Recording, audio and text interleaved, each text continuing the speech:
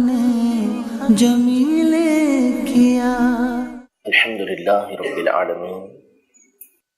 والصلاة والسلام على سید الانبیاء والمرسلین،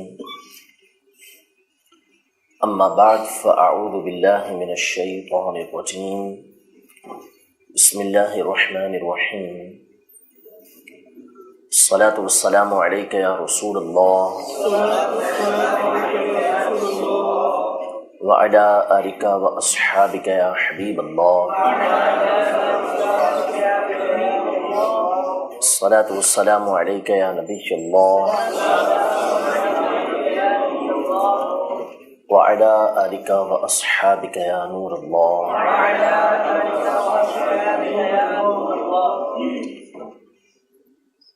الشفاء بتعریف حقوق المصطفیٰ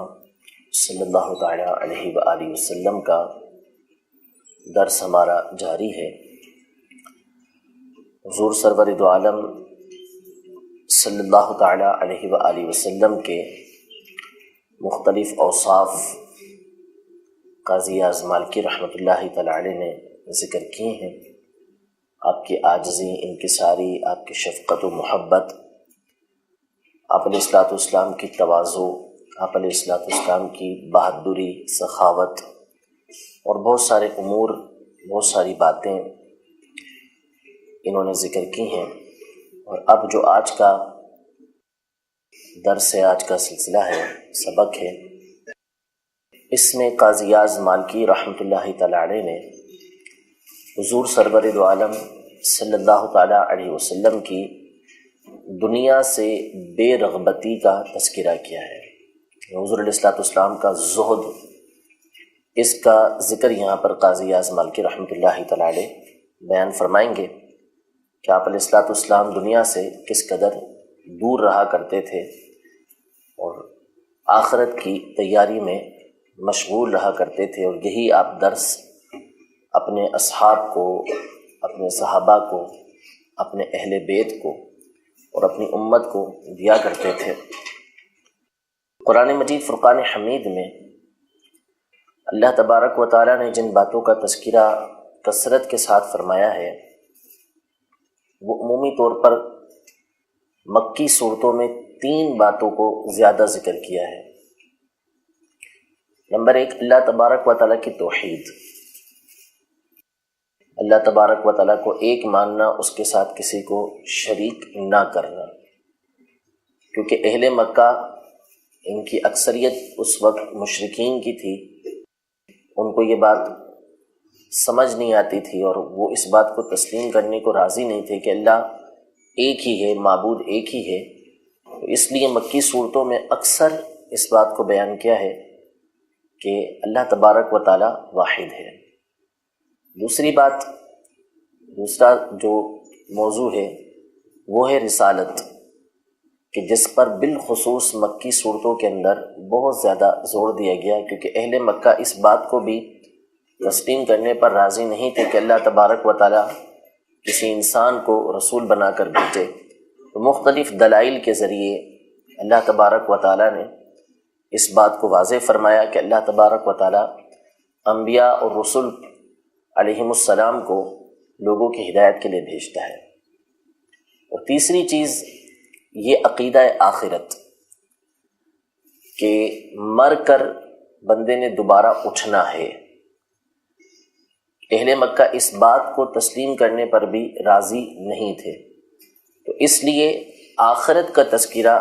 جگہ جگہ قرآن پاک میں مکی صورتوں میں بھی ہے اور مدنی صورتوں میں بھی ہے۔ مکی صورتوں میں تو واضح اس لیے کہ اہل مکہ اس بات کو تسلیم کرتے ہی نہیں تھے، مانتے ہی نہیں تھے کہ جب ہم چورا چورا ہو جائیں گے، ہڈیاں ہماری گل جائیں گی، ریزہ ریزہ ہو جائیں گے، تو پھر دوبارہ اٹھائے جائیں گے، وہ اس کو بعید جانتے تھے۔ تو اللہ تبارک و تعالیٰ نے مختلف مثالیں دے کر اس بات کو بیان فرمایا کہ وہ رب عز و جل جو پہلی دفعہ پیدا کرنے پر قادر ہے، یقیناً وہ دوسری مرتبہ پیدا کرنے پر بھی قادر ہے۔ اور مدنی صورتوں میں بھی اس بات کو بیان کیا، اس لیے کہ یہود نصارہ اگرچہ کہ آخرت کا عقیدہ اس معنی میں رکھتے تھے کہ ہم نے مر کر اٹھنا ہے، لیکن حقیقتاً آخرت کو بھلا چکے تھے۔ اور وہ آخرت کا جس طرح کا اعتقاد رکھتے تھے وہ بھی غلط رکھتے تھے، یعنی باوجود اس کے کہ دنیا میں برے کام کریں،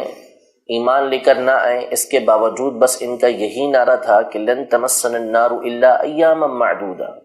کہ ہمیں تو جہنم کی آگ کچھ دن ہی چھوئے گی، لن يدخل الجنت الا من كان هودا او نصارا، یہی بولتے رہتے تھے کہ جنت کے اندر تو یہود و نصارہ ہی داخل ہوں گے، دوسرا کوئی داخل نہیں ہوگا۔ اللہ تبارک و تعالیٰ نے ان کی غلط فہمیوں کا جگہ جگہ رد فرمایا، اور مومنوں کو بھی اس بات پر جگہ جگہ تنبیہ فرمائی کہ انما هذه الحیات الدنیا متاع، کہ یہ جو دنیا ہے یہ تو برتنے کا سامان ہے، دنیا صرف برتنے کا سامان ہے۔ انما الحیات الدنیا لعب ولہو، دنیاوی زندگی تو یہ کھیل کود ہے، تماشا ہے،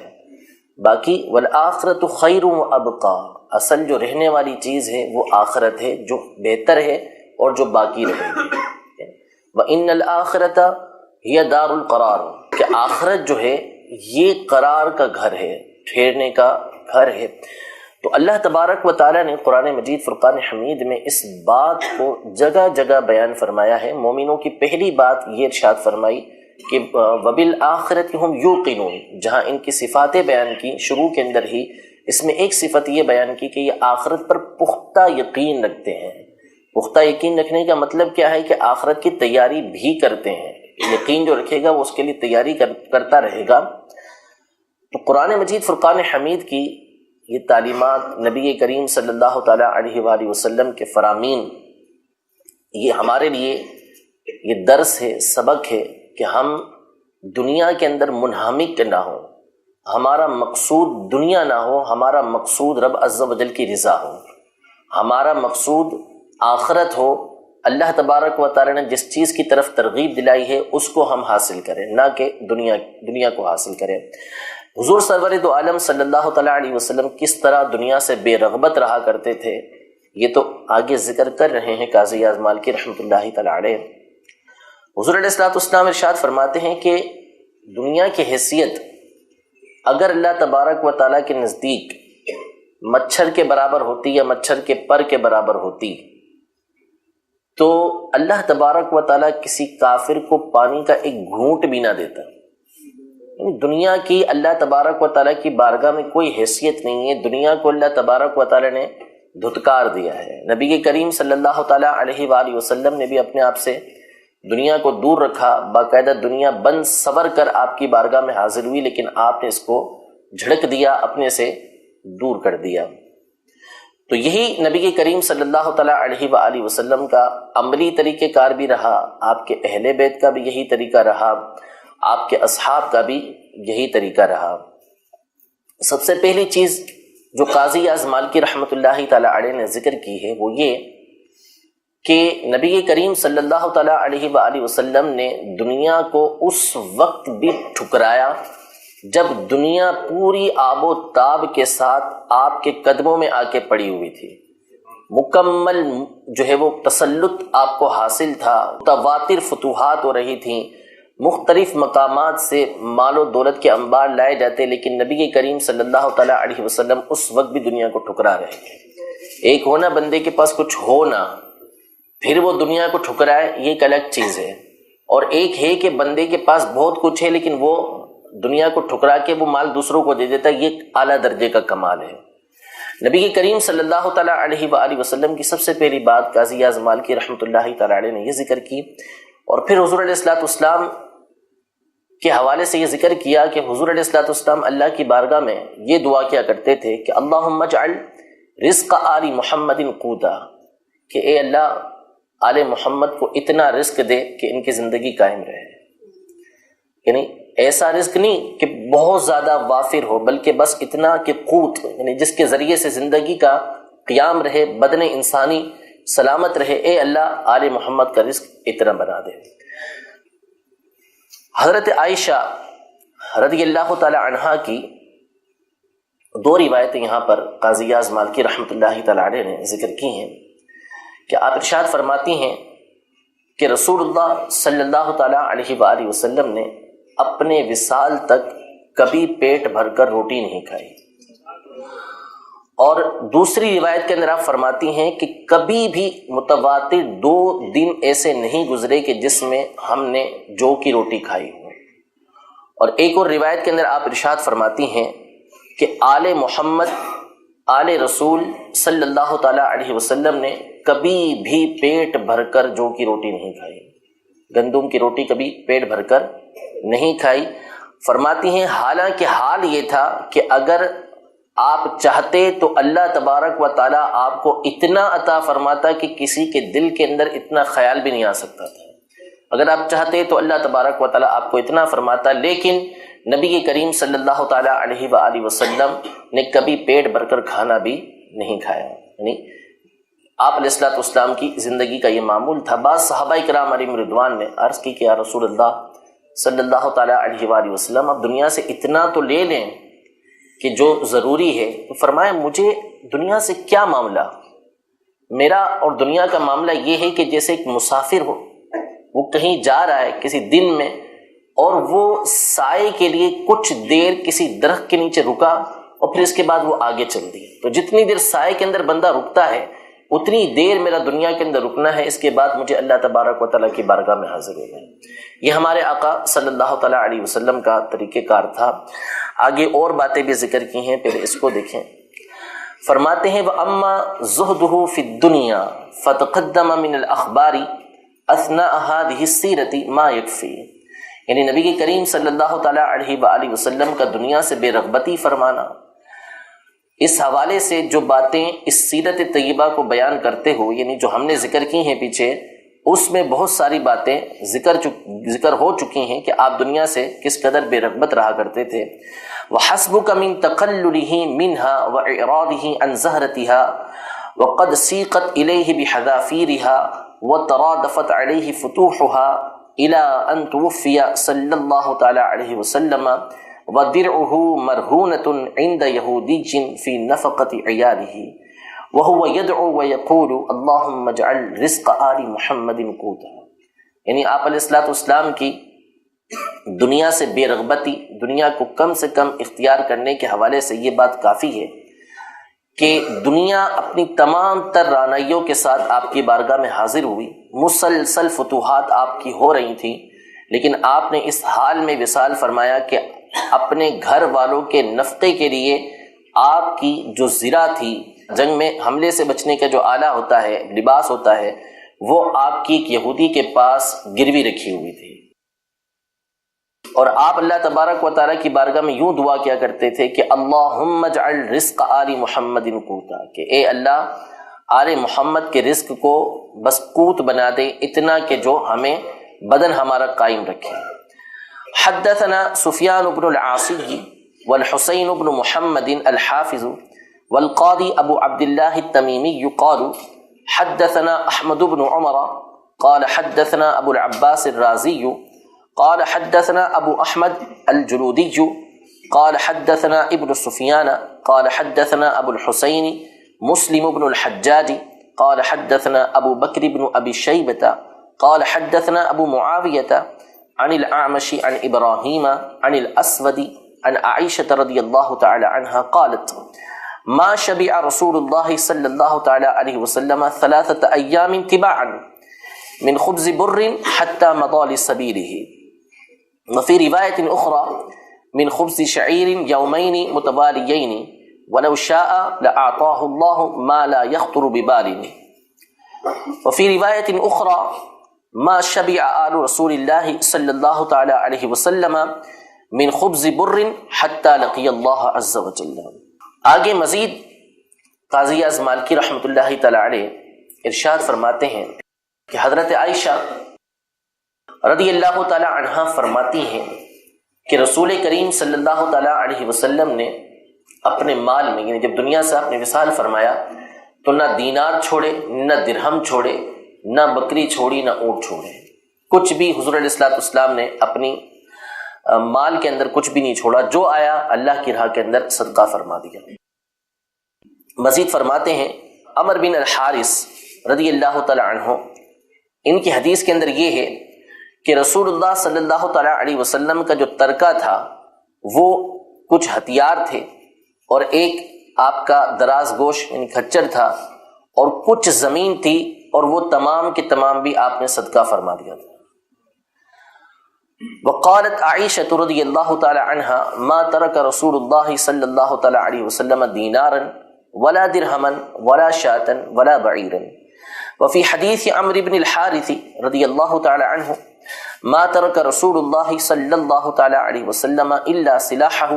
وبغلتہ وارضا جعلها صدقۃ۔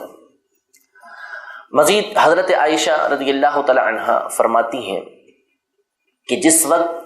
نبی کریم صلی اللہ تعالی علیہ وآلہ وسلم نے میرے گھر میں وصال فرمایا تو گھر کے اندر کوئی ایسی چیز نہیں تھی کہ جس کو کوئی انسان کھا سکے مگر یہ کہ ایک طاق کے اندر کچھ جو رکھے ہوئے تھے، بس یعنی دنیا سے رخصت فرما رہے ہیں، رخصتی فرما رہے ہیں، اور اس وقت گھر کے اندر کتنا موجود ہے کہ تھوڑے سے جو ہیں، باقی اس کے علاوہ کھانے کو گھر کے اندر کچھ بھی نہیں ہے۔ حالانکہ نبی کریم صلی اللہ تعالی علیہ وسلم نے مجھ سے یہ ارشاد فرمایا تھا، مجھ پر یہ بات پیش کی گئی کہ آپ کے لیے مکے کے میدان کو سونے کا بنا دیا جائے، یعنی یہ نہیں کہ آپ علیہ الصلوۃ والسلام محتاج ہوں، بلکہ آپ کو یہ پیشکش کی گئی کہ آپ کے لیے مکے کے میدان کو سونے کا بنا دیا جائے۔ فقلت، اللہ تبارک و تعالیٰ کی بارگاہ میں نے عرض کی کہ یا ربی اجوع یوما واشبع یوما، اے اللہ میں تو یہ چاہتا ہوں کہ ایک دن بھوکا رہوں اور ایک دن کھانا کھاؤں۔ فاما اليوم الذي اجوع فيه فاتضرع اليك وادعوك، اے میرے رب جس دن میں بھوکا رہوں اس دن تیری بارگاہ میں گریہ وزاری کروں اور تجھ سے دعا مانگوں۔ واما اليوم الذي اشبع فيه فاحمدك واثني عليك، یعنی جس دن میں کھانا کھاؤں اس دن تیری حمد کروں اور تیری ثنا بیان کروں۔ یہ نبی کریم صلی اللہ تعالی علیہ وسلم کا زہد تھا۔ فرماتی ہیں قالت عائشہ رضی اللہ تعالی عنہا وَلَقَدْ مَاتَ وَمَا فِي بَيْتِ شَيْءٌ يَأْكُلُهُ ذُو كَبِدٍ إِلَّا شَطْرَ شَعِيرٍ فِي رَفٍّ لِي وَقَالَ لِي إِنِّي عُرِضَ عَلَيَّ أَن يُجْعَلَ لِي بَطْحَاءُ مَكَّةَ ذَهَبًا فقلت لا يا رب اجوع يوما واشبع يوما فاما اليوم الذي اجوع فيه فاتضرع اليك وادعوك واما اليوم الذي اشبع فيه فاحمدك واثني عليك۔ ایک اور حدیث پاک ذکر کرتے ہیں کہ جبریل امین علیہ الصلوۃ والسلام بارگاہ رسالت میں حاضر ہوئے اور عرض کی کہ بے شک اللہ تبارک و تعالیٰ آپ کو سلام ارشاد فرماتا ہے، اور آپ سے ارشاد فرماتا ہے کہ یا رسول اللہ کیا آپ اس بات کو پسند کرتے ہیں کہ ان پہاڑوں کو آپ کے لیے سونے کا بنا دیا جائے اور آپ جہاں چاہیں جہاں جائیں وہ آپ کے ساتھ رہیں؟ حضور علیہ الصلوۃ والسلام نے کچھ دیر اپنے سر کو جھکایا اور اس کے بعد سر اٹھا کے یوں ارشاد فرمایا کہ یا جبریل، اے جبریل ان الدنیا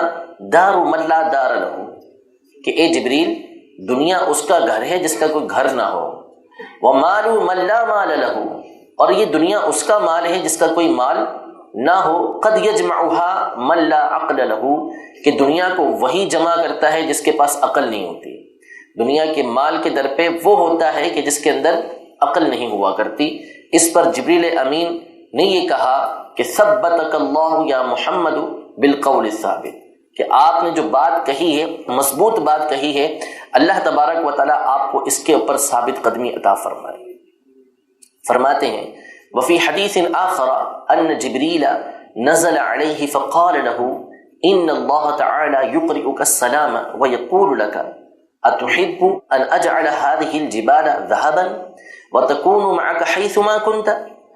فأطرق ساعة ثم قال يا جبريل إن الدنيا دار من لا دار له ومال من لا مال له قد يجمعها من لا عقل له فقال له جبريل ثبتك الله يا محمد بالقول الثابت۔ جس طرح حضور علیہ الصلوۃ والسلام دنیا سے بے رغبتی فرمایا کرتے تھے، پیٹ بھر کر کھانا نہیں، اسی طرح آپ کے آل و اصحاب کا بھی یہی معاملہ تھا۔ ایک مرتبہ صدیق اکبر رضی اللہ تعالی عنہ اپنے گھر سے باہر نکلے اور باہر نکلنے کی وجہ آپ کی بھوک تھی۔ یہ علامہ شامی صالحی رحمۃ اللہ تعالی علیہ نے سبل الہدی والرشاد میں مسلم شریف کے حوالے سے لکھا ہے کہ باہر نکلے اور باہر نکلنے کی وجہ بھوک تھی، کھانا نہیں کھایا تھا کئی دنوں سے. تو اتنے میں حضرت عمر رضی اللہ تعالیٰ عنہ ملے. کہا کہ آپ کو کون سی چیز باہر لائی ہے؟ کہا مجھے بھوک باہر لائی ہے. کہ کہا میرے ساتھ بھی یہی معاملہ ہے کہ میں بھی بھوک کی وجہ سے باہر آیا ہوں. اتنے میں نبی کریم صلی اللہ تعالیٰ علیہ وسلم ان کو ملے. تو انہوں نے پوچھا کہ آپ کس وجہ سے تشریف لے کر آئے؟ تو حضور علیہ الصلوۃ والسلام نے فرمایا کہ بھوک ہی کی وجہ سے آیا ہوں. یعنی تینوں نے کئی دن سے کھانا نہیں کھایا تھا. پھر سیدنا ابو ایوب انصاری رضی اللہ تعالیٰ عنہ کی گھر پر یہ گئے. تو سیدنا ابو ایوب انصاری رضی اللہ تعالیٰ عنہ نے حضور علیہ الصلوۃ والسلام کے لیے کھانا تیار کیا، بکری ذبح کی، روٹی بنوائی. حضور علیہ الصلوۃ والسلام نے کچھ کھانا تناول کیا اور ایک روٹی پر گوشت رکھ کر حضرت ابو ایوب انصاری رضی اللہ تعالیٰ عنہ کو دیا کہ یہ میری بیٹی فاطمہ کے گھر پہنچا دو، کیونکہ کئی دنوں سے اس نے یہ کھانا نہیں کھایا ہے. تو یہ آپ کے آل و اصحاب کا معاملہ تھا کہ دنیا سے بے رغبتی، دنیا سے دور رہا کرتے تھے. ان کا مقصد دنیا کی لذتوں سے لطف اندوز ہونا نہیں بلکہ آخرت کی تیاری کرنا تھا. ظاہر ہے کہ نبی کریم صلی اللہ تعالیٰ علیہ وآلہ وسلم کی اعلیٰ درجے کی تعلیم و تربیت تھی، اور یہی تعلیم آپ کی امت کے لیے ہے کہ امت بھی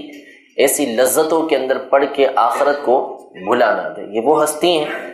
کہ دونوں جہاں کی نعمتیں ان کے ہاتھ میں ہیں، لیکن کھانا ان کا جو کی روٹی ہے، اور وہ بھی پیٹ بھر کر کھانا نہیں ہے،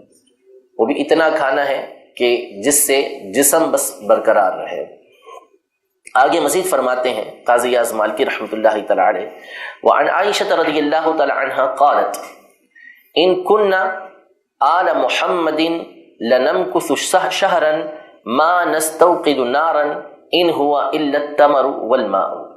یعنی حضرت عائشہ رضی اللہ تعالی عنہا فرماتی ہیں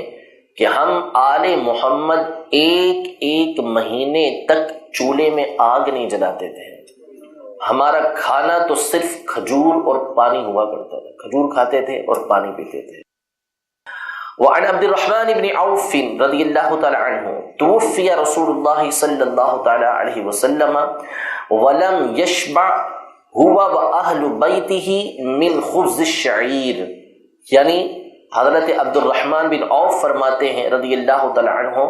کہ حضور علیہ الصلوۃ والسلام نے وصال فرمایا، اور حال یہ تھا کہ نہ آپ نے کبھی جو کی روٹی پیٹ بھر کے کھائی، نہ آپ کے گھر والوں نے کبھی پیٹ بھر کے کھائی. وعن عائشہ و ابی امامہ و ابن عباس نحوہ، اور اسی طرح کی روایت حضرت عائشہ، حضرت ابو امامہ اور حضرت ابن عباس رضی اللہ تعالی عنہما سے بھی مروی ہے. قال ابن عباس كان رسول اللہ صلی اللہ تعالی علیہ وسلم یبیت هو واہلہ الليالي المتتابعة طاویا لا یجدون عشاء. یعنی حضرت ابن عباس رضی اللہ تعالی عنہما فرماتے ہیں کہ رسول اللہ صلی اللہ تعالی علیہ وسلم اور آپ کے گھر والے کئی راتیں اس حال میں گزارتے کہ رات کا کھانا نہیں پاتے تھے، رات کو کھانا نہیں ہوتا تھا، کئی راتیں آپ ایسی گزارتے تھے. اور حضرت انس رضی اللہ تعالی عنہ فرماتے ہیں وعن انس رضی اللہ تعالی عنہ قال ما اکل رسول اللہ صلی اللہ تعالی علیہ وسلم علی خوان ولا فی سکرجۃ ولا خبز له مرقق ولا رأى شاة سمیتا قط. یعنی نبی کریم صلی اللہ تعالی علیہ وسلم دسترخوان بچھا کر نہیں کھایا کرتے تھے، اور نہ ہی آپ چھوٹی چھوٹی پیالوں کے اندر کھایا کرتے تھے، اور نہ ہی آپ کے لیے سالن تیار کیا جاتا، اور نہ ہی کبھی آپ نے سالم پوری بکری کبھی دیکھی. یعنی ایسا نہیں کہ پوری کی پوری بکری صاف ستھری کر کے آپ کو بھنی ہوئی بکری پیش کی گئی ہو، ایسا نبی کریم صلی اللہ تعالی علیہ وسلم کے ساتھ نہ ہوا. وعن عائشہ رضی اللہ تعالی عنہا انما كان فراشه الذي ينام عليه ادما حشوه لیف. یعنی کھانا پینا اپنی جگہ پر ہے،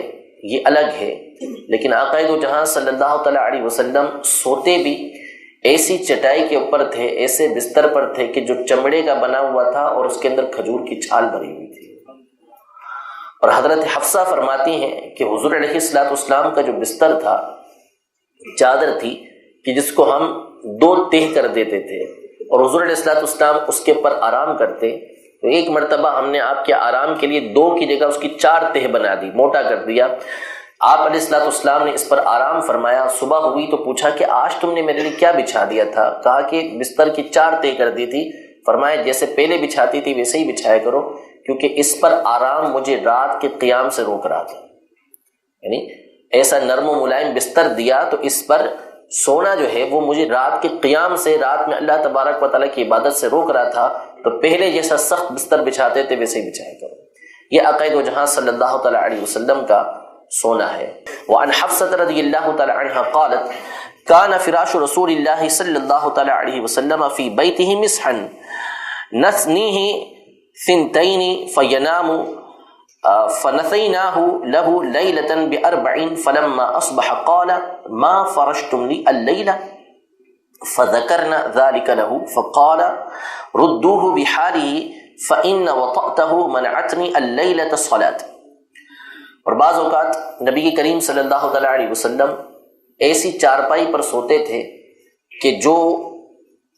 کھجور کی یا کسی بھی رسی کی بنی ہوئی ہوتی تھی، اور حضور علیہ الصلوۃ والسلام جب اس پر سوتے تو آپ کے مبارک پہلو پر اس کے نشان پڑ جایا کرتے تھے۔ حضرت عمر رضی اللہ تعالیٰ عنہ، حضرت عبداللہ بن مسعود رضی اللہ تعالیٰ عنہ، حضرت ام سلمہ رضی اللہ تعالیٰ عنہ، ان تینوں کی اور صحابہ کی بھی روایت موجود ہے کہ بعض اوقات یہ بارگاہ رسالت میں حاضر ہوئے تو حضور علیہ الصلوۃ والسلام ایسی ہی چٹائی پر، ایسے ہی بستر پر سو رہے تھے تو کپڑا ہٹ گیا تو دیکھا کہ اس پر نشان پڑے ہوئے، تو حضرت عمر کسی ہستی یہ رو پڑی، آپ کی آنکھوں میں آنسو آ گئے اور عرض کی کہ یا رسول اللہ صلی اللہ تعالیٰ علیہ وسلم آپ اللہ کے رسول ہیں، اس میں کوئی شک نہیں ہے، لیکن آپ ایسے بستر پر سوتے ہیں، دوسری طرف قیصر و کسریٰ ہیں کہ جو نرم و ملائم بستروں پر، ریشمی بستروں پر سوتے ہیں۔ تو حضور علیہ الصلوۃ والسلام نے فرمایا کہ کیا تم اس بات کو پسند نہیں کرتے کہ ان کے لیے دنیا ہو اور ہمارے لیے آخرت ہو؟ والآخرۃ خیر و ابقا، آخرت یہ بہتر ہے اور ہمیشہ رہنے والی ہے، اس لیے آخرت کو اختیار کرنا یہی افضل اور اولا ہے۔ ایک بزرگ رحمۃ اللہ تعالیٰ علیہ فرماتے ہیں کہ دنیا اگر ساری کی ساری سونے کی ہو، ساری کی ساری سونے کی ہو، اور آخرت ٹھیکری ہو، پتھر ہو، تو بھی آخرت ہی بہتر ہے، اس لیے کہ دنیا ساری کی ساری سونے کی ہو تو بھی ختم ہونے والی ہے، اور آخرت اگر پتھر بھی ہو بالفرض تو بھی وہ ہمیشہ رہنے والی ہے، تو جو چیز ہمیشہ رہنے والی ہو اسی کو اختیار کرنا چاہیے۔ سونا سارا ختم ہو گیا لیکن ٹھیکری اگر باقی رہے گی تو رہے گی تو صحیح، ختم تو نہیں ہوگی، تو اس لیے دنیا کو اختیار کرنے والا بے وقوف ہوتا ہے اور آخرت کو اختیار کرنے والا دانا ہوتا ہے۔ مزید فرماتے ہیں وَكَانَ يَنَامُ أَحْيَانًا عَلَى سَرِيرٍ مَزْمُورٍ بِالشَّرِيطٍ حَتَّى يُؤَثِّرَ فِي جَنبِهِ۔ وعن عائشة رضی اللہ تعالی عنہ قالت لم يمتلئ جوف النبي صلی اللہ تعالی علیہ وسلم شبعا قط ولم يبث شكوى الى احد وكانت الفاقة احب اليه من الغنى وان كان ليظل جائعا يلتوي طول ليلته من الجوع فلا يمنعه صيام يومه ولو شاء سأل ربه جميع كنوز الارض وثمارها ورغد عيشها۔ یعنی حضرت عائشہ رضی اللہ تعالی عنہ فرماتی ہیں کہ نبی کریم صلی اللہ تعالی علیہ وسلم نے کبھی پیٹ بھر کر کھانا نہیں کھایا، اور کھانا کھا کے ایسا نہیں تھا کہ لوگوں کو آپ بیان کریں کہ رات میں نے کھانا نہیں کھایا، آج کا کھانا نہیں کھایا، اتنے دن سے کھانا نہیں کھایا، نہیں، حضور علیہ الصلوۃ والسلام کبھی بھی کسی کے سامنے شکوہ نہیں فرمایا کرتے تھے۔ ولم یبث شکوہ الی احد، آپ علیہ الصلوۃ والسلام شکوہ کسی سے نہیں کرتے تھے، شکایت کسی سے نہیں کرتے تھے، اور فاقہ نبی کریم صلی اللہ تعالیٰ علیہ وسلم کو مالداری سے زیادہ پسند تھا، اور آپ علیہ الصلوۃ والسلام لمبی لمبی راتوں کے اندر بھوکے رہا کرتے تھے، اور یہ بعض اوقات بھوک ایسی ہوتی تھی کہ جو کروٹیں لینے پر مجبور کرتی تھی، بھوک کروٹیں لینے پر مجبور کر رہی ہے، لیکن اس کے باوجود دوسرے دن نبی کریم صلی اللہ تعالیٰ علیہ وسلم روزہ رکھا کرتے تھے۔ حالانکہ آپ فرماتی ہیں کہ حالانکہ اللہ تبارک و تعالیٰ سے آپ دعا کرتے تو اللہ تبارک و تعالیٰ زمین کے تمام خزانے، اس کے پھل اور ہر طرح کا عیش آپ علیہ الصلوۃ والسلام کو عطا فرما دیتا۔ حضور علیہ الصلوۃ والسلام کے بارے میں آگے مزید ذکر کر رہے ہیں، ایسا نہیں تھا کہ نبی کریم صلی اللہ تعالیٰ علیہ وسلم اگر دنیا سے کچھ لیتے تو آپ کی آخرت کے اندر کوئی کمی ہوتی. اصل میں نبی کریم صلی اللہ تعالیٰ علیہ وآلہ وسلم ہر اس بات کو اختیار کرنا پسند فرماتے تھے کہ جو آپ کا رب عز و جل پسند کرتا ہے. یہ آقا دو جہاں صلی اللہ تعالیٰ علیہ وسلم کا طریقہ کار تھا، اپنے لیے بھی، اپنے اصحاب کے لیے بھی، اپنے اہل بیت کے لیے بھی، سب کے لیے وہ بات پسند کرتے تھے کہ جس سے اللہ تبارک و تعالیٰ کی رضا حاصل ہو. ایسا نہیں تھا کہ آپ کے صحابہ یا آپ کے اہل بیت جو ہے وہ دنیا سے کوئی لذت اٹھاتے تو آخرت میں کوئی کمی ہو جاتی. واضح طور پر یہ احادیث موجود ہیں کہ آپ کی بارگاہ میں یہ عرض کی گئی کہ اگر آپ چاہیں تو آپ کو دنیا دی جائے، کثرت کے ساتھ دی جائے، بادشاہ بنایا جائے آپ کو، اور آپ کے لیے جو آخرت کے اندر تیار کیا گیا اس میں سے کوئی کمی بھی نہیں ہوگی.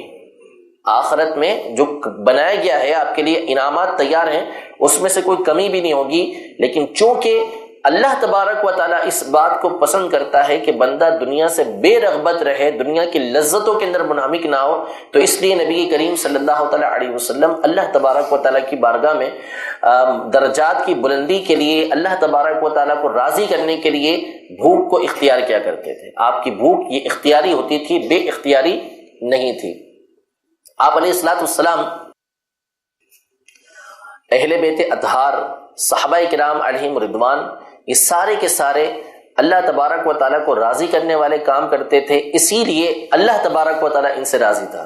رضی اللہ عنہم ورضوا عنہ، اللہ ان سے راضی اور یہ اللہ سے راضی. حضرت عائشہ رضی اللہ تعالی عنہا فرماتی ہیں کہ میں تو یہ دیکھتی ہوں کہ اللہ تبارک و تعالیٰ آپ کی خواہش کو پورا کرنے میں جلدی فرماتا ہے. جب اللہ تبارک و تعالیٰ نبی کریم صلی اللہ تعالیٰ علیہ وسلم کی پسند کو پورا فرمانے میں جلدی فرما رہا ہے تو پھر بندے کے اوپر بھی تو یہی ہے نا کہ وہ اسی بات کو پسند کرے، اسی بات کو اختیار کرے کہ جس کو رب عز و جل پسند کرتا ہے. تو اس لیے نبی رحمت شفیع امت صلی اللہ تعالیٰ علیہ وآلہ وسلم جو قاسم نعمت ہیں، جس کو جو ملا ہے، جتنا ملا ہے، جو ملے گا، سب کا سب نبی کریم صلی اللہ تعالیٰ علیہ وسلم کے ذریعے اور صدقے ملا ہے، وہ اللہ تبارک و تعالیٰ کی پسندیدہ چیز یعنی دنیا سے بے رغبتی کو پسند فرمایا کرتے تھے. حضرت عائشہ رضی اللہ تعالی عنہا بڑی ہی رقت انگیز بات ارشاد فرماتی ہیں کہ وَلَقَدْ كُنْتُ أَبْكِي لَهُ رَحْمَةً مِّمَّا أَرَى بِهِ، کہ میں حضور علیہ السلام کی بھوک والی جب حالت دیکھتی تو آپ پر رحمت کرتے ہوئے، رحم کرتے ہوئے میں رو پڑتی تھی. وَأَمْسَحُ بِيَدِي عَلَى بَطْنِهِ مِمَّا بِهِ مِنَ الْجُوعِ، اور بھوک کی وجہ سے جو آپ کے پیٹ مبارک کا حال تھا اس وجہ سے میں شفقت سے آپ کے پیٹ پر ہاتھ پھیرتی اور آپ کی بارگاہ میں عرض کرتی وَأَقُولُ نَفْسِي لَكَ الْفِدَاءُ لَوْ تَبَلَّغْتَ مِنَ الدُّنْيَا بِمَا يَقُوتُكَ، یا رسول اللہ میری جان آپ پر فدا ہو،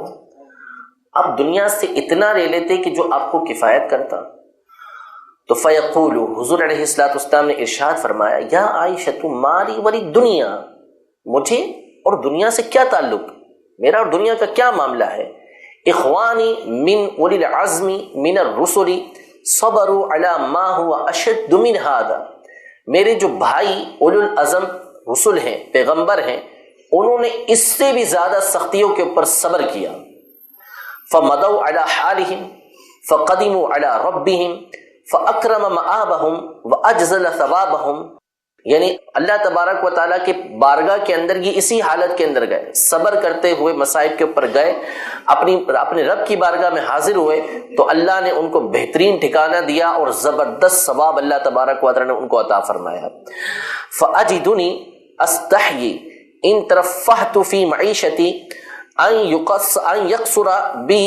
غدا دونہم وما من شیء هو احب الی من اللحوق باخوانی واخلائی، یعنی میں اگر دنیا کے اندر ترفع حاصل کرتا ہوں، یعنی بلندی کھانے پینے کے اندر جو ہے یا دنیا کی نعمتوں کے اندر رغبت اختیار کرتا ہوں تو میں اپنے آپ سے حیا کرتا ہوں کہ کہیں ایسا نہ ہو کہ میں ان سے پیچھے رہ جاؤں، کہیں میں ان سے پیچھے رہ جاؤں. حالانکہ مجھے جو سب سے زیادہ پسندیدہ بات ہے وہ یہ ہے کہ میں اپنے بھائیوں اور اپنے دوستوں کے ساتھ مل کر رہوں، یعنی انبیاء کرام علیہ السلام کے ساتھ جنت کے اندر رہوں، حالانکہ انبیاء یہ چاہتے ہیں کہ نبی کریم صلی اللہ تعالیٰ علیہ وسلم کے ساتھ رہیں۔ ہاں، حضور علیہ السلام کا دیدار، حضور علیہ السلام سے ملاقات، حضور علیہ السلام کی امت میں ہونا، یہ انبیاء کرام علیہ السلام کی خواہش تھی، چاہت تھی۔ لیکن نبی کریم صلی اللہ تعالیٰ علیہ وآلہ وسلم فرماتے ہیں کہ میں بھی اس بات کو پسند کرتا ہوں اور سب سے زیادہ پسند کرتا ہوں کہ میں رہوں تو اپنے بھائیوں کے ساتھ، اپنے دوستوں کے ساتھ، یعنی انبیاء کرام علیہ السلام کے ساتھ رہوں۔ حضرت عائشہ رضی اللہ تعالی عنہا حضور علیہ السلام کی یہ حالت دیکھ کر روتی اور پھر فرماتی ہیں کہ یہ جب گفتگو میری حضور علیہ السلام سے ہوئی، قالت فما اقام بعدها الا شهرا حتى توفي صلی اللہ تعالی علیہ وسلم، اس کے بعد نبی کریم صلی اللہ تعالی علیہ وسلم دنیا میں فقط 1 مہینہ تشریف فرما رہے اور اس کے بعد حضور علیہ السلام دنیا سے تشریف لے گئے۔ رب العزت جل وعلا نبی رحمت شفیع امت صلی اللہ تعالی علیہ وآلہ وسلم کے زہد و تقوی کے صدقے میں ہمیں بھی دنیا سے بے رغبتی عطا فرمائے، اور وہ آقا دو جہاں صلی اللہ تعالی علیہ وسلم جو مالک کونین ہونے کے باوجود، محبوب رب العالمین ہونے کے باوجود راتوں کو ہمارے لیے روتے رہے، اللہ تبارک و تعالی ہمیں توفیق عطا فرمائے کہ ہم ان کی سیرت طیبہ پر عمل پیرا ہوں، اور نبی کریم صلی اللہ تعالی علیہ وآلہ وسلم کے پسند کے وہ کام کہ جو حضور علیہ السلام کی آنکھوں کی ٹھنڈک ہیں، حضور علیہ السلام کے دل کو خوش کرنے والے ہیں، ان کاموں کو ہم اختیار کریں، آپ علیہ السلام کی نافرمانی سے اپنے آپ کو محفوظ رکھیں، حضور علیہ السلام کی سنتوں کو اپنائیں، اور اللہ تبارک و تعالیٰ ان تمام چیزوں کے صدقے میں برکت سے اللہ تبارک و تعالیٰ کل بروز قیامت ہمیں حضور علیہ السلام کی شفاعت میں سے حصہ عطا فرمائے۔ آمین بجاہ النبی الامین صلی اللہ تعالیٰ علیہ وآلہ۔